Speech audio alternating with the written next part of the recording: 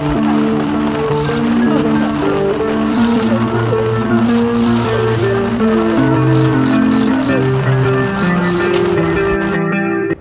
pekerjaan Devnisa selaku ibu dari 4 anak yang tewas dibunuh ayahnya di Jagakarsa, Jakarta Selatan. Adapun Devnisa diketahui mempunyai pekerjaan yang lumayan mentereng.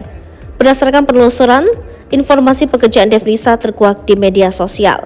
Istri dari Panca dan Manca ini tercatat sebagai koordinator talent di bilangan apartemen Paku Buwono, Jakarta Selatan. Sementara itu, sosok Devnisa dikenal sebagai pribadi yang tertutup. Bahkan dari semua itu, sosmed Devnisa Putri alias D, sang ibu menjadi sorotan.